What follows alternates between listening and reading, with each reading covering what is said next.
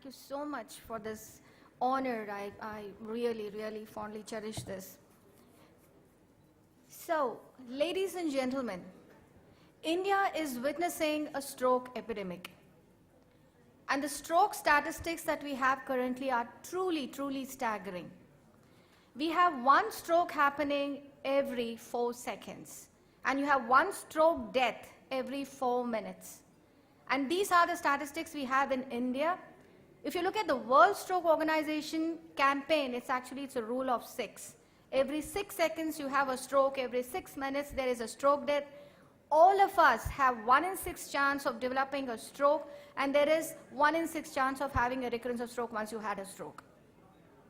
Now, India has this dubious distinction as part of all the developing countries that we probably have even more staggering number of strokes happening in India. So the ICMR numbers, in the year 2010, we had 1.65 million strokes in India. It's the second commonest cause of death in India. Second in the first common cause of disability in India. All of us talk about cancer, all of us talk about heart attacks. No one wants to know anything about a brain attack, which is probably the most crippling disease we have. So that's those figures. And the second most important thing, which I have to emphasize here, because this is a very learned community, that strokes are no longer happening in the old. It's not happening to 70 and 80 years old. It's happening to young people. We have young heart attacks, we have young hypertensives, we have young diabetics, we have young strokes. So if you have a brain attack happening in a 40-year-old person, the life changes for you, for your caregivers, for your family, for the society. Please don't go away thinking that this is something which is going to happen someone else and you're providing the health care. You can be struck with a stroke, your loved one can have a stroke. And unless and until you have the treatment here with you, brain can be extremely unforgiving because time is brain. In fact, we had a very recent publications where we've said that almost 30% of all strokes are happening in young Indians. So stroke in young is an extremely important societal concern for India. Now let's start off with the first case study. You have a 50-year-old wealthy businessman. So let's say he's in Jaipur, not Delhi, and there is a sudden onset of right hemiplegia. There's a sudden onset of right side paralysis. So he approaches the tertiary care center, bang, in 30 minutes time, and we have the level 1 evidence to give an unclotting drug, the TPA. So we've given that. Door to needle time was 45 minutes. He improves in 2 days and he's fully independent. He goes back to being what he has been in, say, a month earlier. Let's look at the other case. Now this is a 45-year-old shopkeeper in, say, Timbuktu or some peripheral place in Rajasthan. He's also afflicted with right hemiplegia. There's a sudden onset of a brain attack. He doesn't have a conveyance, so he hires a local taxi to go to a district level health hospital which doesn't have a CT scan. So then he's referred to a private CT center, reaches after getting the CT report, say 12 hours later, is given aspirin BP medication. He is bedridden, he's left with a disability, the wife becomes a caregiver, the son drops out of 10th class and looks after the shop. Isn't this a common scenario? Now this is what we have as a ground reality in spite of all the advances we have now. So the first basic tenet, ladies and gentlemen, time is brain. Because every minute which elapses once a blood vessel is clogged, the time is ticking. A major stroke which goes untreated, it isn't that you have these trillions of neurons which are lost forever. The person has aged 36 years. And that's not even an outcome you're actually measuring. You look at death, you look at disability, you not even look at the personality and the cognition and the dementia which sets in. So every minute, every hour which goes when there is a blood vessel which is clotted and it is not reperfused, the brain is extremely unforgiving, it is lost. So if you think you have the know-how, you have the infrastructure, you have the money, and therefore if you have a stroke, you can then transport the patient with the best helicopter in place to UCSF, no, you can't. You will need this emergency treatment here, right here. And subsequent to that, you can transport him for any other advanced management anywhere else in the world. This is part of the emergency management. It's part of critical care. Just like you have a golden hour for trauma, you have within 6 hours for your heart attacks, you have 4.5 hours for your brain attacks. And that's the reason the thrombolytic drug, the TPA, is being included into the National List of Emergency Medicines. I was part of that group which has actually approved it. It's with the government of India right now, and it is therefore has become part of an emergency medical care system. So you won't have neurologists who are going to treat strokes. How many neurologists are there in this country? There are 2,000, and that's actually a sort of an optimistic figure. For you have 2,000 neurologists for 1.2 billion population. Strokes should be treated by neurologists? No, strokes are to be treated by stroke physicians. They have to be treated by physicians. All of you are aware that acute heart attacks are managed by emergency physicians. Isn't it true? Now that's where even brain attacks comes in. The second basic tenet in stroke care is that the duration of a dying brain varies from an individual to individual. It depends upon what has caused the clot, what is the rate of recanalization. Now this is more of science. I'm not going to get into detail, but these are the two basic tenets. Time is brain, and you can still salvage a patient who's afflicted with stroke, come at what time they present to you, and that's where the care differs from primary, secondary, and tertiary care levels. The current status of stroke care is all this, and this is level 1 evidence. It's a grade A recommendation. You have to give intravenous tissue plasminogen activator within 4.5 hours of onset of an acute ischemic stroke, which actually forms the bulk of all strokes. We're not dealing with hemorrhages here. So that's a grade A recommendation. If anybody has any doubt here that this is part of a research, well, go back and read your textbooks. This has been approved in the world in 1995. And we have probably the world experience of more than 20 lakh patients who've been treated with this. Now, giving oral aspirin within 48 hours and managing a patient in a dedicated stroke care unit, which is again not a rocket science, it's essentially dedicated personnel who have the know-how to pick up early the complications and prevent and manage them by a multi-pronged approach. That's what it is. It doesn't need too much of money. We need to basically tweak the existing infrastructure we have to get the best outcomes. So I'm not getting to the real science because we have a mixed group here. Essentially, the workhorse for a stroke treatment is just a plain CT scan.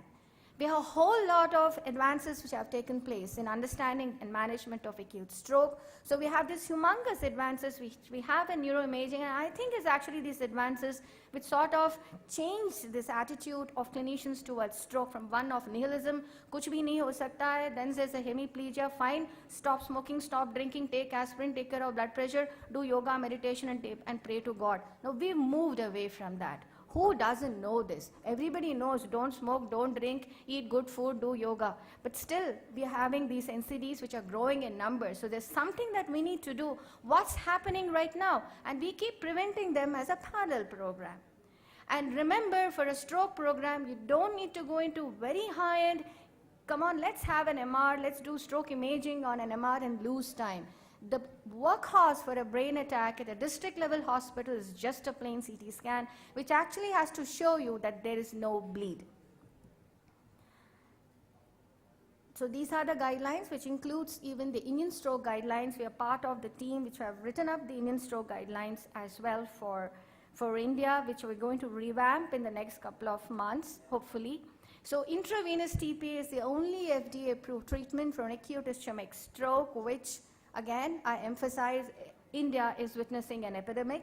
Level 1 evidence to give it within 4.5 hours, but you don't have to wait till the clock strikes 3 hours. The earlier, the better it is. And obviously, you don't treat the wrong patient.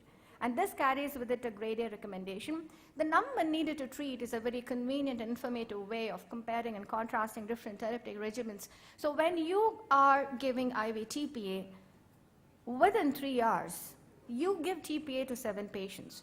You're preventing 1 death and 1 major disability. It's huge. It's a huge biological effect, but when you compare it, all of you are treating acute heart attacks. You give intravenous thrombolysis to 29 patients, you're preventing 1 death. Did you all know this? When all of you are giving right, left, and center thrombolysis, and now we've obviously graduated to primary angioplasties and what have you. Now, this benefit is even much bigger. And comparatively, when you give oral aspirin, you treat 1,000 patients with oral aspirin, it amounts to the same thing. So the biological effect of a TPA, unclogging a clogged artery, this is not a rocket science. You need to get blood perfusing again to the dying brain, right? And as the time elapses, obviously your number needed to treat would increase.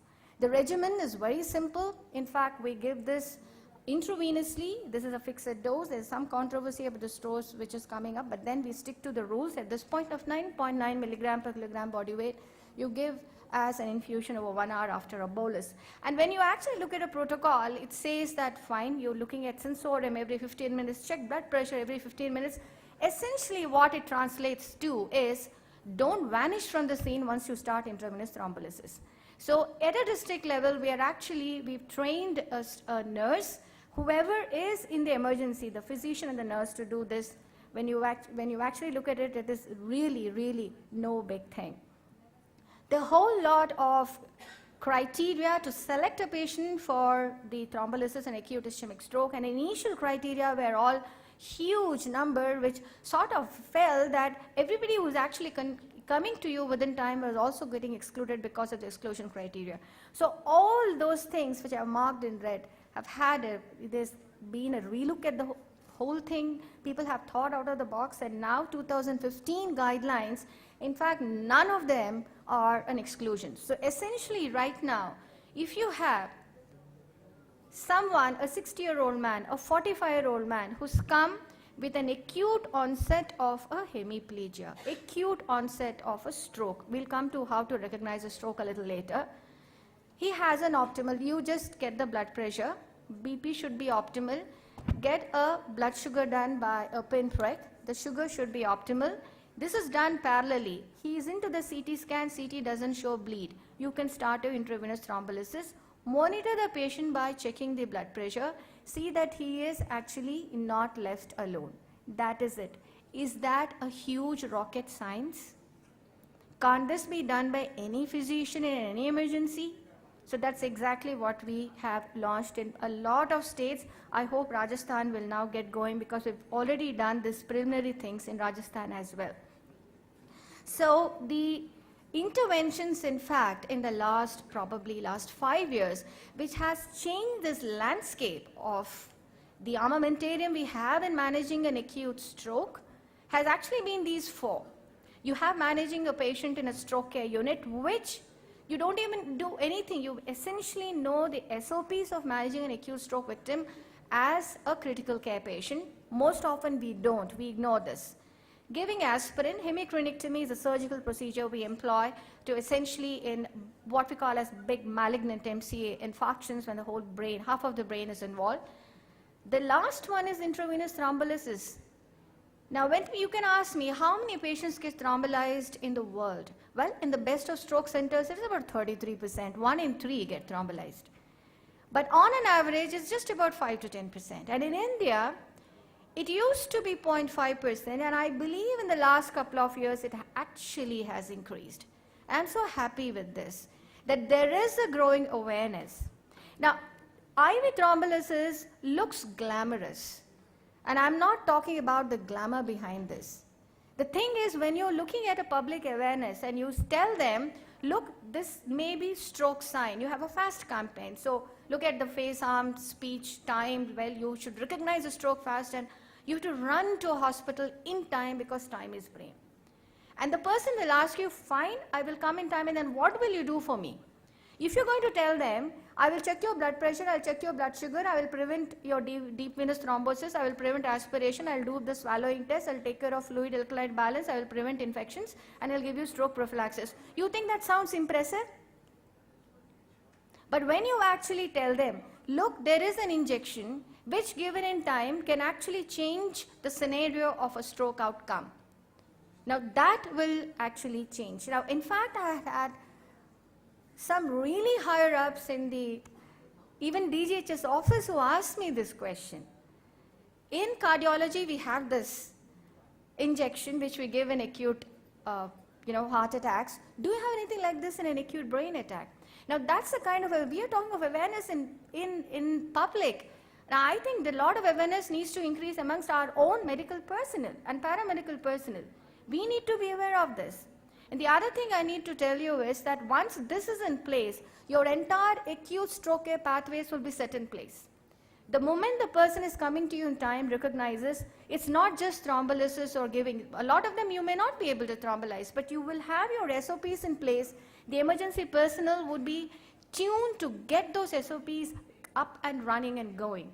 There automatically your stroke unit care would be there, which would better your stroke outcomes. And another thing I will also have to emphasize here is about a decade earlier, maybe 15 years earlier, in fact, as part of AIMS, we used to be sitting on boards where we used to get these cases where somebody has sued somebody else, this injection was given, there was a bleed in the brain, and therefore this is something. And now, ladies and gentlemen, we are actually looking at cases where they say that I have gone to this health care service in time and the persons did not give me thrombolysis. They didn't give me that injection. So that's the kind of awareness we do have even amongst public. This is a grade A recommendation. We certainly have to give respect to this. So of course a lot of challenges which are there in the roads ahead, but I will quickly come down to what we can do in the service care. Now in the tertiary care center, I'm part of AIMS, I'm in AIMS Delhi, so we give the tertiary care, we have the entire gamut, starting with intravenous, we go to intraarterial, we have solitaires, we have mechanical thrombectomy, we've got hemicraniectomy, we have the whole thing. We also have a lot of advances in stroke rehab. We are working with Delhi IT, we've got robotics, we have the magnetic stimulation for the brain. So, and obviously we are also working on stem cells. In fact, the only publications on stem cells is actually my group. So, but I will come down to this is solitaire. I think for the want of time, I will just tell you a little bit on the criteria. Age is now no longer a criteria for choosing which patient you want to give a stroke treatment. We have had 80 plus people who rule the country. There's no reason why a good 80, 84, 85 is not thrombolyzed. This is out of the permit. Yes, age is probably the most important parameter to determine the stroke outcome, but then it should not be a bugbear. So therefore, age, neither the old nor the young, we're not talking of pediatric strokes, is no longer the criteria to determine who you would give thrombolysis or stroke treatment. The oldest patient we thrombolized was actually a 94-year-old man. Severe strokes, again, not a contraindication. Yes, it may mean that there is a large artery which is clotted. They may require bridging. They may require to go beyond intravenous and go mechanical thrombectomy, but it's no longer a contraindication. Posterior circulations, if you don't do anything, they carry with it an 80% mortality. Please don't ignore that. Yes, we are running late. He's told me mild and improving symptoms. There's some of the very nice things I have to. I think I will skip all this. I've been told to cut it short. From a public health point of view, the ambulance facilities, and I'm very glad Rajasthan has a 108. In fact, the other states have launched this program. We have had 108 into the entire, the training protocol. So they've been told how to pick up a stroke and reach to the place where the stroke treatment is available. And the first time we launched this was in state of Himachal Pradesh in April 2014. The 12 districts, 2 districts don't have a CT scan, 10 have a CT scan, and I've told you this, a running CT scan is all that I need at a district level. We've taken up all the emergency physicians of district level hospitals in Himachal. They've been given extensive training. They've all been certified with NIHS and MRS course on how to pick up stroke, identify and deal with it, including the 108 ambulance personnel. And we launched it in April 2014 amidst a lot of apprehension that it may not work. And the modem which we used is telemedicine. And you will ask me, what telemedicine? Our telemedicine was just WhatsApp images on our smartphones. That is it. No great infrastructure needed, no dedicated space. So this was completely tweaked. It didn't cost us anything. I mean, I don't think it cost government of Himachal so much of money as such. But it certainly was, I was part of the group. So the first thrombolysis at a district level was actually done by an orthopedician who was on emergency service, very successful. In fact, he was a stroke in young, he was a 48-year-old man. And this has been running perfectly well. We've got the publication out now, just 2 weeks ago it's got published. And they have published their data of 136 cases of thrombolysis at district level. Himachal Pradesh, a small little state, and there are states in this country who have not even undertaken a single thrombolysis at any level. And please, this is free of cost, because to me, and I'm sure for a lot of us out here, health is not a luxury. Health can't be bartered. Health is my birthright, isn't it?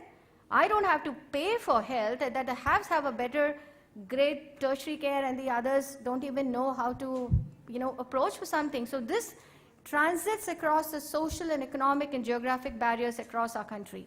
And what technology we've used here is just WhatsApp on smartphones. So we made a stroke club, and they would actually send an SMS and a CT picture. They would call or send a CT picture. And I'm going to go further into this because this is Himachal. Rajasthan, we've already given the training programs, and I think they're just waiting for the drug, because the drug is free. It's provided by the government.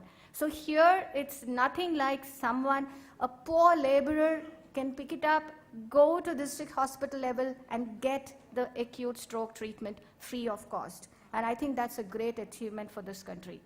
And so this is part of NPCDC's program.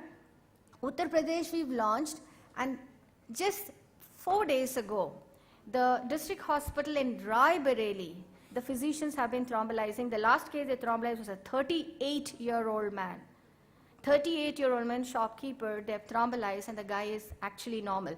Same technique, the smartphones and the WhatsApp images. So we have a stroke UP club, we have a stroke Himachal club, and there is actually an all India stroke club, which we are all using just smartphones for this.